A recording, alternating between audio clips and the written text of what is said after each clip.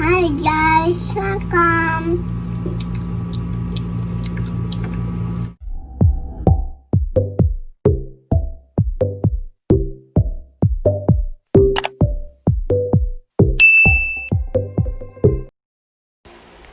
Homeschool Corner reveal time.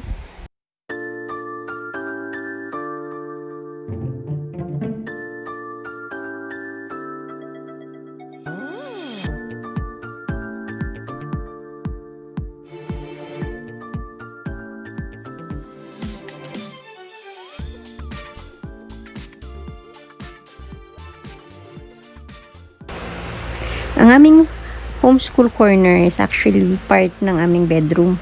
So, nasa gilid siya at meron siyang 5 spots or 5 area. Simulan natin sa floor area. Dito namin ginagawa yung mga matching, sorting activities namin and also yung mga pagbuo ng puzzles. 6, 7. saan yung 11? Yun. Upad. Paano magiging 11? Gawa ka ng 11. 11. 11. Opo. 11. 11. 11. Good job. 11. Patingin.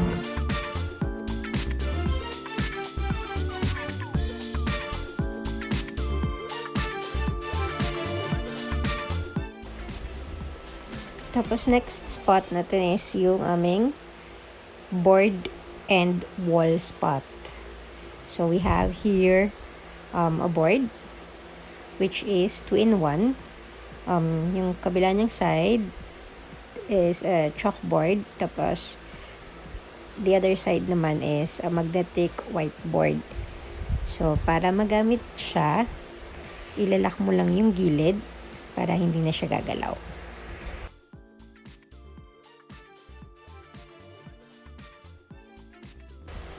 At yung ilalim ng board, meron siyang lalagyan. So, dun ko na lang nilalagay yung mga crayons, markers, pencils, para madali niyang makuha at makapagsulat siya anytime she wants.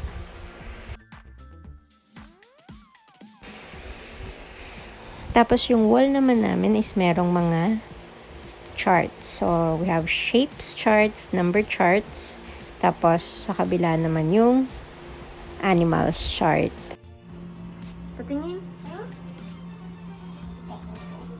Ayan ang 20. Good job.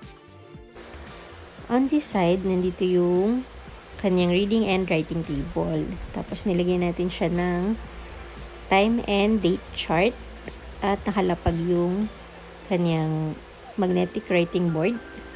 Tapos yung maganda rito sa table na to, meron siyang storage.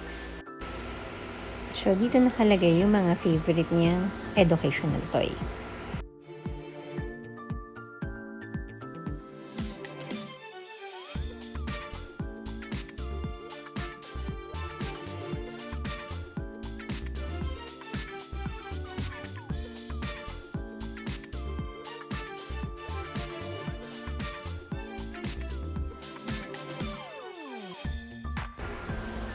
Tapos, tingala ka lang ng konti. Then, ayan, makikita mo na yung kanyang floating bookshelf. So, itong floating bookshelf na to ay merong 2 parts. One is yung first layer na nakalagay dun yung mga books niya. So, abot niya to, kaya she can get any books anytime she wants. Tapos, bandang sa taas naman, nandun yung mga workbook. Nilagay ko siya dun sa bandang taas para hindi niya makukuha agad kasi yung mga pages ng worksheets na to or workbook na to is nakascheduled for our homeschool routine. Tapos yung bandang taas naman, meron pa siyang isang layer. Dun ko naman nilalagay yung mga books niya, kagaya nitong mini storybook library na may sariling lalagyan. So, ito yung mga books na galing sa Disney. Then, we also have yung mga shape sorters niya, other educational toy, At nakalagay din dito yung Bible storyboard book. And then yung first prayer book niya.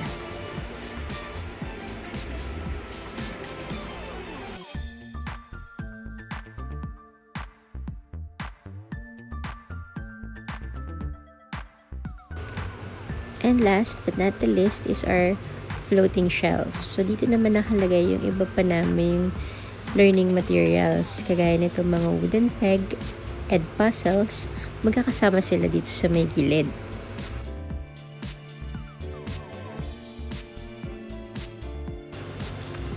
We also have here lagayan ng bond paper and laminated workbook. Actually, sa buo siya na binili ko, pero pinaghiwa-hiwalay ko sila kasi kapag binigay mo sa kanya ng buo yung workbook during homeschool schedule, ang ending is nililipat niya sa page na hindi naman yun yung topic. Kaya ang ginagawa ko, pinaghiwa-hiwalay ko, tapos nilalabas ko lang yung page na topic namin.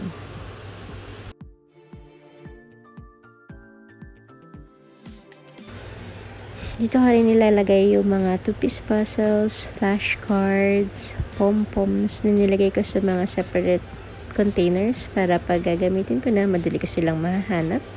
Tapos we also have here some animals, puzzles. Tapos itong puzzle na to hindi ko pa nabubuksan, hindi pa namin nagagamit. And then we also have some materials for sorting and matching activities. We have some star shapes, buttons. Yan, yung buttons na yan, ginagamit namin sa color identification. These stars counting. And then, meron din tayong rubber bands. So, lahat yan ginagamit natin sa mga sorting and matching activities. And, ayan po yung bumubuo sa ating homeschool corner.